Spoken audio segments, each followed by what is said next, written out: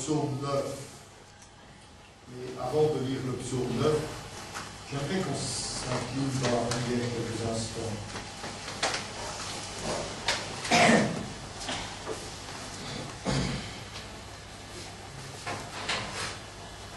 On doit prier pour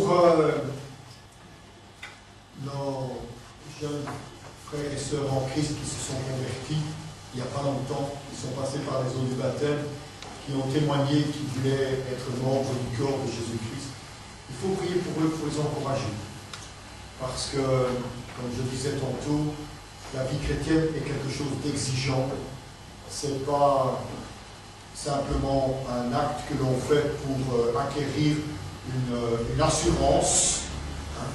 Ce n'est pas une souscription à une assurance et puis après qu'on laisse dans un tiroir pour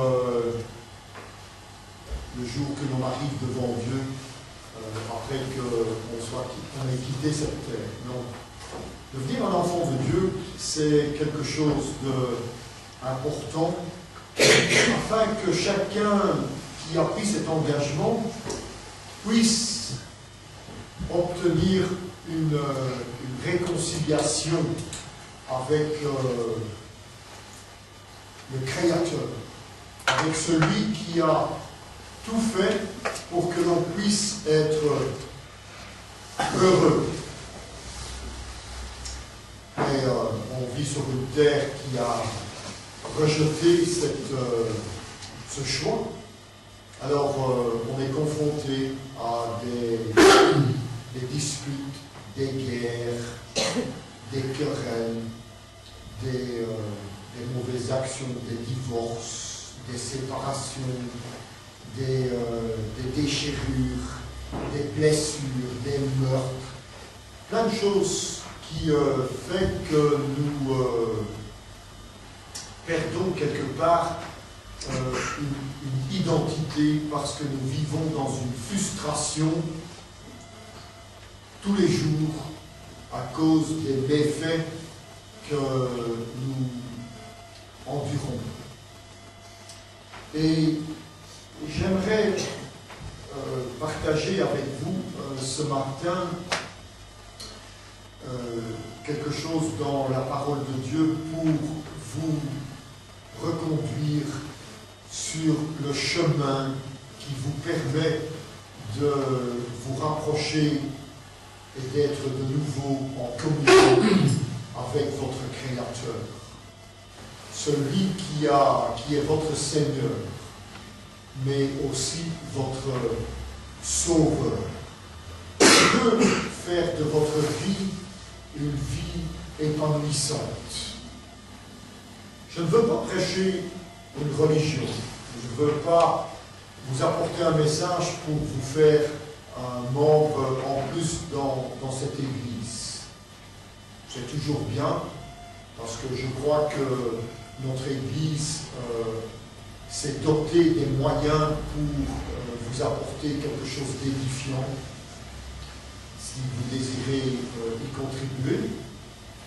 Si chacun d'entre nous qui avons pris l'engagement d'être un enfant de Dieu veut témoigner de cette transformation dans la vie et montrer qu'il est un enfant de Dieu, alors on pourra contribuer à aider ceux qui sont en peine, dans l'affliction, dans la détresse, ceux qui sont en quête d'autre chose, de ce que ce monde peut offrir, ceux qui veulent voir qu'être un enfant de Dieu, eh bien, peut adhérer à la promesse que le Seigneur lui a dit. Vous serez méprisés et rejetés, mais ne craignez pas. J'ai vaincu le monde. Et vous êtes plus que vainqueurs. Et ça, c'est quelque chose qui est rassurant. On peut vivre dans le chaos et être sûr que l'on réussit tout. Vous savez, dans la vie de chaque être humain, on s'est mis des paramètres, on s'est mis des objectifs, des projets. Et de temps en temps, on fait le bilan de notre vie. On regarde derrière nous et on se dit, bah, j'ai réussi dans la vie. Alors, les gens disent que, bon, ils ont réussi dans la vie quand ils ont une voiture qui coûte cher, qu'ils ont 2-3 maisons, un compte en banque bien garni, un foyer avec des enfants, et que tout se passe bien, un travail intéressant. Et plein de maîtresses aussi. Peut-être que ça fait partie de leur paramètre. On voit. Mais, est-ce que c'est ça, la réussite? Il y a un pays au pied du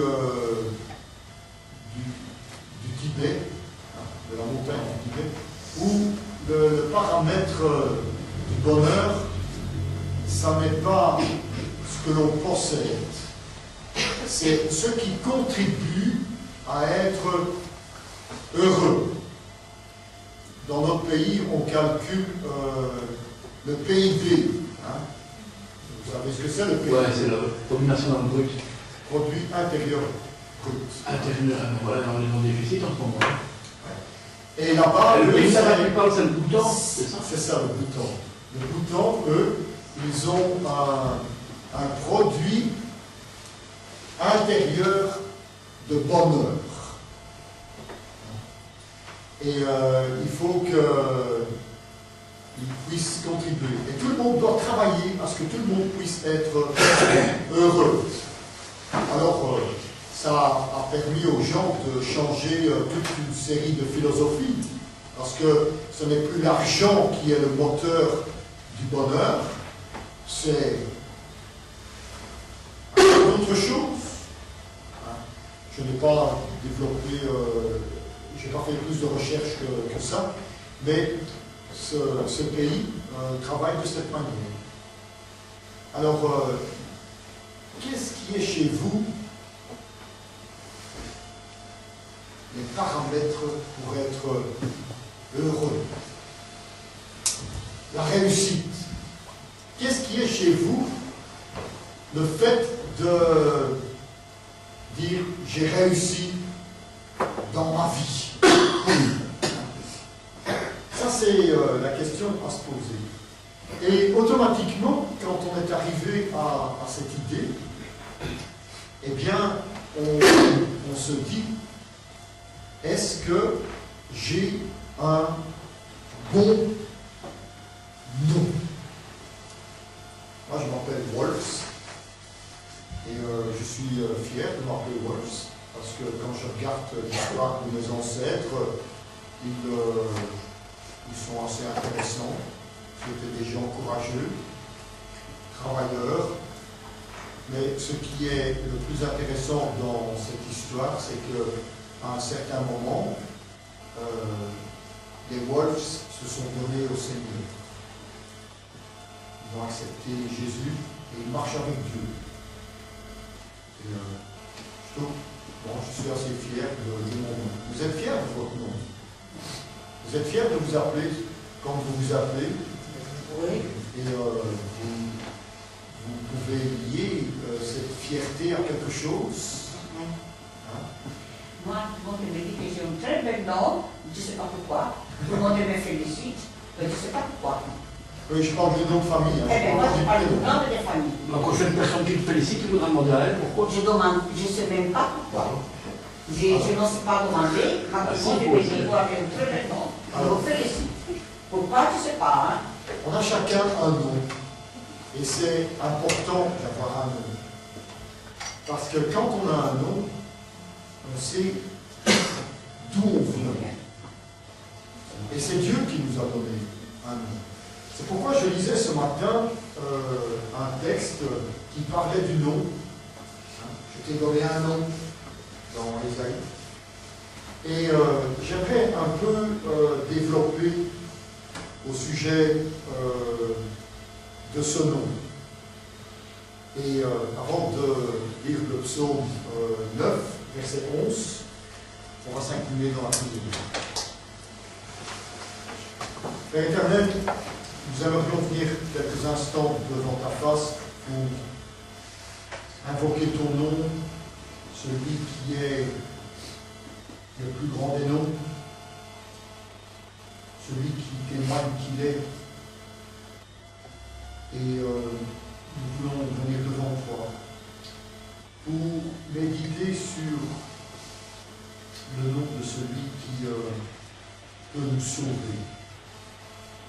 J'aimerais te prier, Seigneur, pour que chacun d'entre nous, que nous ayons accepté Jésus comme notre Seigneur et Sauveur, ou que nous sommes à la recherche d'une réponse à notre détresse ou à notre quête spirituelle, que nous puissions découvrir ce nom merveilleux qui offre à chacun d'entre nous la réconciliation avec celui qui est.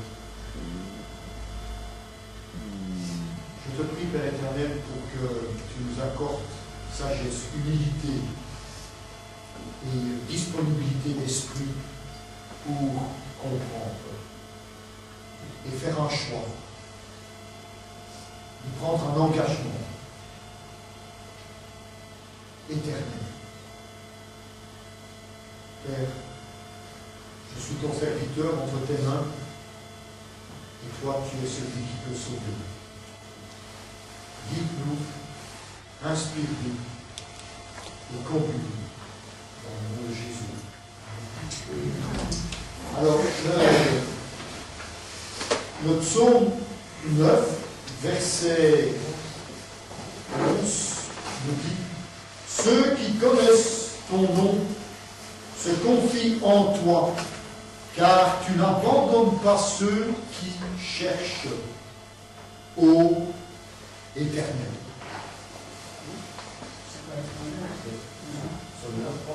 Non, mais 9, 11. Oups.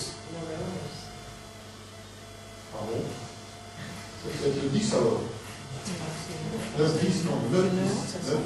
C'est bon, c'est 11, 9. C'est-à-dire monter. Ah bon. Oui, ça dépend comment il...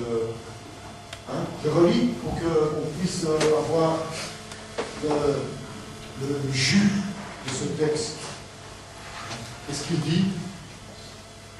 Ceux qui connaissent ton nom se confient en toi, car tu n'abandonnes pas ceux qui te cherchent, ô Éternel.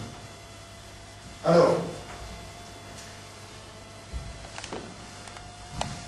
ceux qui connaissent ton nom, le nom de Dieu, c'est Yahvé. Hein? Et ça veut dire, je suis celui qui suis. Ça, c'est une chose. On a Jésus, qui est le Sauveur, le Dieu Sauveur.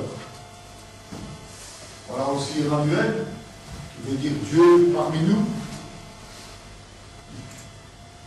Ça nous montre qu'il y a des choses qui sont intéressantes. Il faut s'attacher à un nom qui a une valeur. Un nom qui peut nous apporter quelque chose. Ici, le texte nous dit « Ceux qui connaissent ton nom se confient en toi. » Le seul nom que nous avons aujourd'hui en qui nous pouvons nous confier, c'est Jésus. On va prendre un texte qui se trouve dans Actes des Apôtres, au chapitre 4, et verset 12. 4, 12.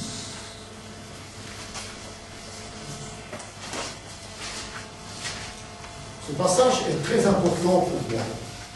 Très important. Parce qu'il a été le sujet que j'ai manqué de ne pas pouvoir ouvrir parce que après 8 ans d'études, de travail pratique, J'ai manqué de rater mon diplôme de pasteur à cause de ce verset. Alors il est très important pour vous. Vous comprenez que on m'avait posé une question à l'époque pour voir si j'étais vraiment compétent. On m'avait posé une question qui était un peu en impliqué, hein, un peu piège comme ça. Et j'ai commencé à développer une théorie et tout. Ça remonte il y a maintenant 20 ans, hein, il y a 20 ans de ça. Et comme j'étais en train de développer le bazar, il y a le pasteur de l'église, qui était le directeur de l'école, qui a levé cette voix, il a dit arrête. Et il faut que vous preniez conscience de ça. Le texte dit, il n'y a de salut en aucun autre, car il n'y a sous le ciel aucun autre nom qui ait été donné parmi les hommes par lequel nous devions être sauvés. Et c'est qui? Si tu montes un peu plus haut, on va le savoir.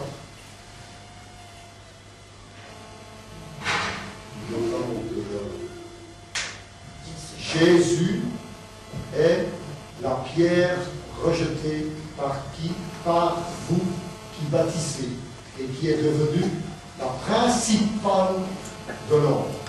La pierre angulaire, c'est la pierre que l'on mettait à l'époque dans un édifice. Vous enviez cette pierre, Tout le bazar s'écroule. et tout le bazar s'écroule. Maintenant, ça existe encore, ces pierres. Quand, vous voyez, dans les églises, il y a des grandes arcades comme ça, avec des voûtes qui viennent en... Et la pierre centrale qui est tout au milieu de la cave, c'est ça. Quand vous enlevez cette pierre, il y a tout qui s'écroule, parce que ça tient par pression.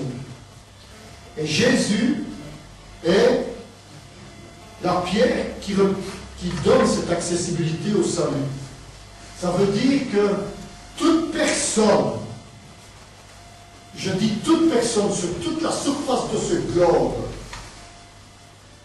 qui soit reculé au fin fond de l'Amazonie ou de n'importe où, n'importe quoi, s'il veut avoir l'accessibilité à la vie éternelle, doit passer par ce nom. Parce que ça, c'était ma question. Est-ce qu'une personne qui se trouve en fin fond de l'Amazonie, hein, qui n'a jamais eu la visite d'un missionnaire, peut-il être sauvé? Je dis, il n'y a pas, s'il n'y a pas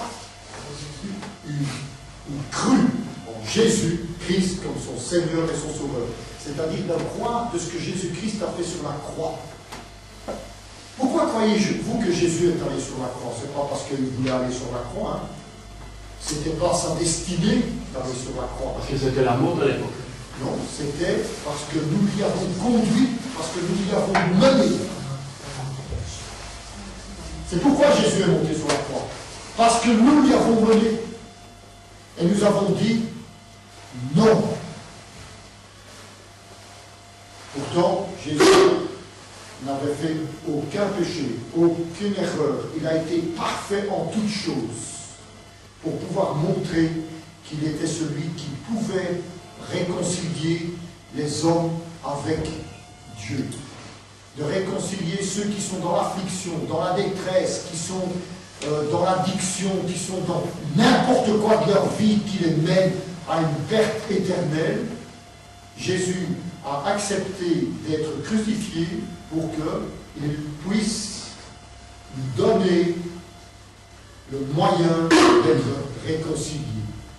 Et une fois réconciliés, nous avons la vie éternelle. C'est pourquoi nous voyons que ce nom est un nom important. Celui qui connaît ton nom se confie en toi. Il est nécessaire de connaître le nom de Jésus-Christ. On ne peut pas se moquer de Jésus-Christ ou de ce qu'il a fait. Jésus-Christ est quelqu'un de précieux, d'important.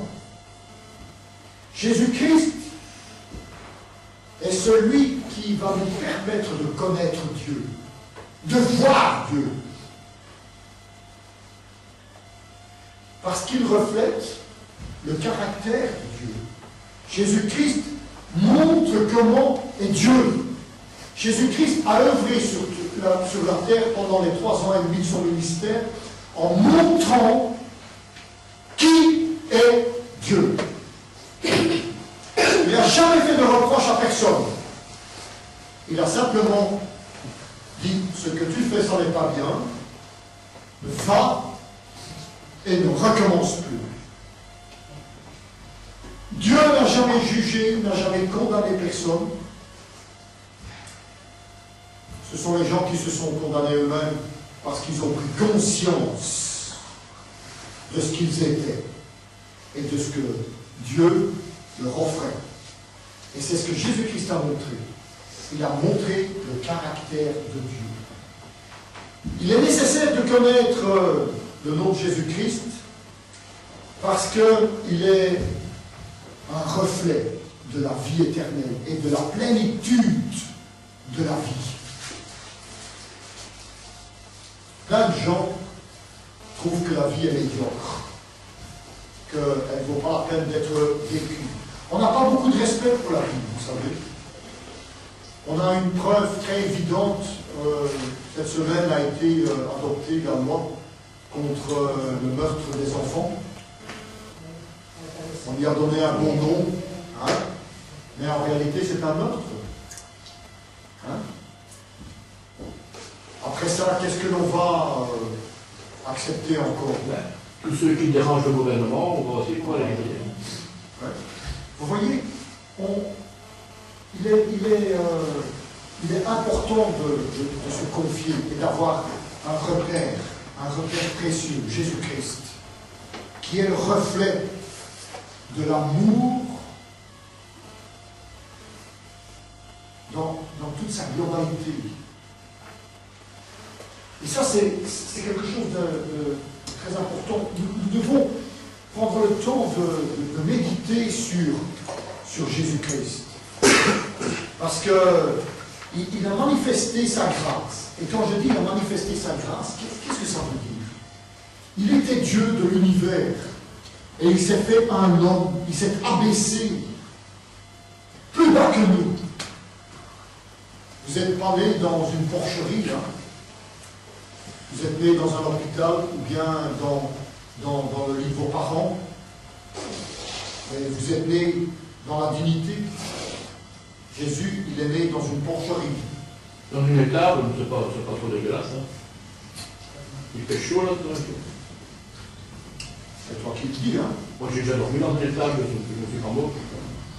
Moi, d'après ce que j'ai entendu et d'après les informations que j'ai obtenues, Jésus, il est né dans une forme d'abreuvoir. Ah, c'est chouette. Hein, dans une forme on mettait des déchets là-dedans. Non, on mettait de la bouffe pour les animaux. Ouais, des déchets. Tant que les animaux se mangent, c'est pas des déchets. Ouais.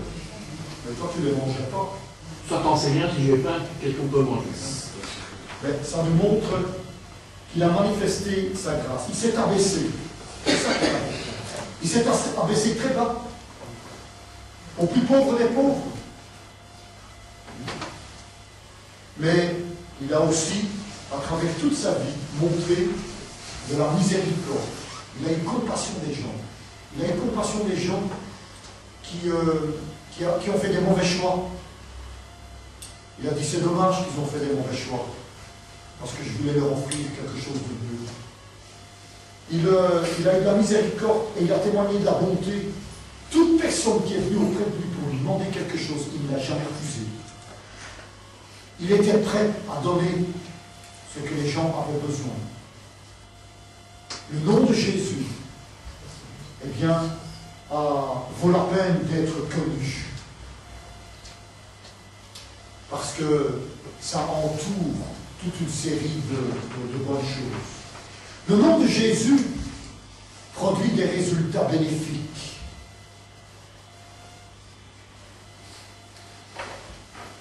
le nom de Jésus, tous ceux qui connaissent le nom de Jésus se confient en lui, dit le texte.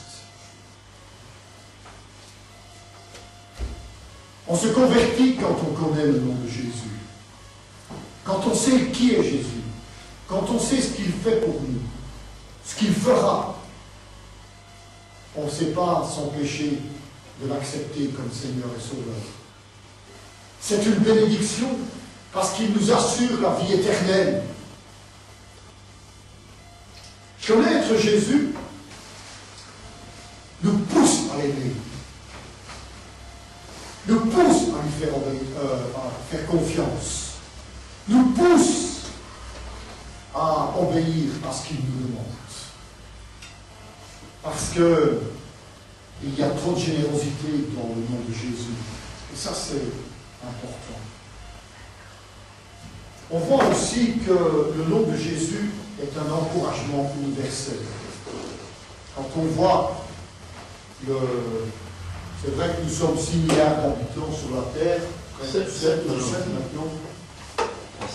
Eh bien, quand on voit qu'il y a 1 milliard de gens qui se sont donnés à Jésus-Christ pour croire en lui dans le monde.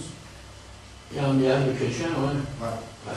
Je dis 1 milliard de personnes qui se sont converties. Le résultat, pour les chrétiens, je ne sais pas.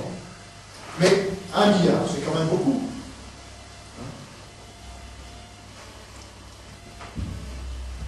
Ces gens ont bénéficié d'un encouragement qui peut être porté auprès des autres. C'est la raison pour laquelle, car tu n'abandonnes pas ceux qui te cherchent.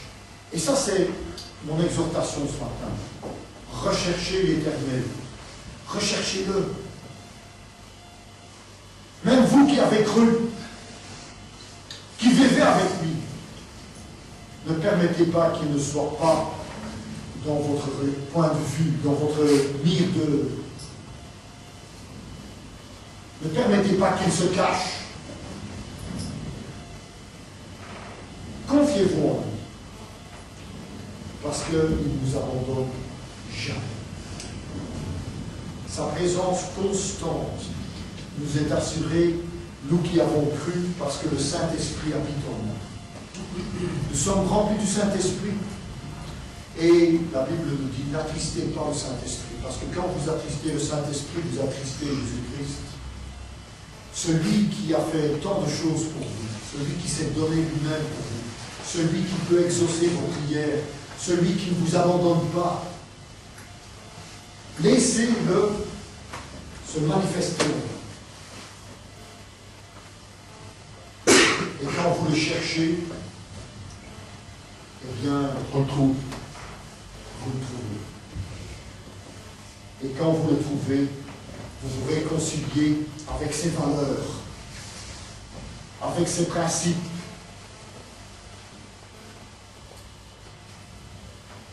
Ce que le Seigneur désire encore, c'est que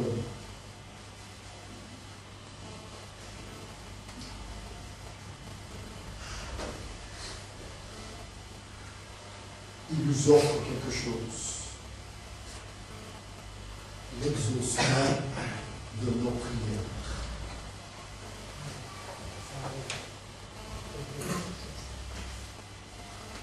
Moi, je ne peux pas vous promettre d'exaucer vos vœux. Vous pouvez venir me demander quelque chose. Si je me sens capable de le faire, je le fais. J'essayerai de le faire, mais ce n'est pas une garantie que je le ferai. Je peux demander des trucs simples, comme un diagramme, par exemple. Peut-être. Je peux donner, ce n'est pas une certitude non plus. Peut-être que je crois que je peux le faire. Mais, je peux arriver à le faire. Jésus exauce toutes vos prières. Il les exauce peut-être pas suivant votre point de vue, mais il exaucera vos prières. Il donnera une réponse à votre prière. C'est la raison pour laquelle je vous dis, confiez-vous en Jésus, parce que la première chose qu'il peut faire pour vous, c'est vous donner la vie éternelle. Être réconcilié avec Dieu. La deuxième chose, c'est de changer votre vie. Et la troisième chose, c'est de faire de votre vie une vie épanouissante. C'est une garantie, c'est une promesse. Et cette promesse dépend de votre choix. Et je vous encourage d'accepter Jésus-Christ comme votre Seigneur et votre Sauveur, et ceux qui l'y ont fait, de continuer à œuvrer pour que ce salut soit toujours de plus en plus bénéfique dans votre vie.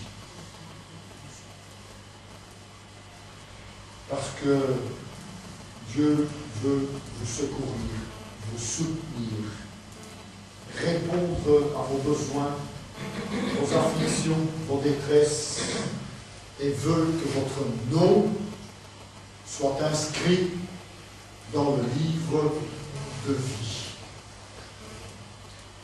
Et ça, je crois que c'est ce qui est le plus important. Je vous invite à réfléchir à ça quelques instants et à faire un choix. Prions. Père éternel, parle dans le cœur, parle à nos âmes. Aide-nous à nous rengager pour toi si nous l'avons déjà fait, à nous débarrasser de tout ce qui peut être un obstacle pour que tu puisses nous épanouir. Mais je te prie aussi pour que tu touches les cœurs de ceux qui ont besoin du Seigneur pour avoir une vie transformée et bénéficier de la vie éternelle. Dans le nom de Jésus, je te demande cette grâce. Amen. On va chanter un chant. On va se lever pour le chanter. Et si vous voulez accepter Jésus-Christ comme votre Seigneur et votre Sauveur, vous êtes invité à vous placer ici devant.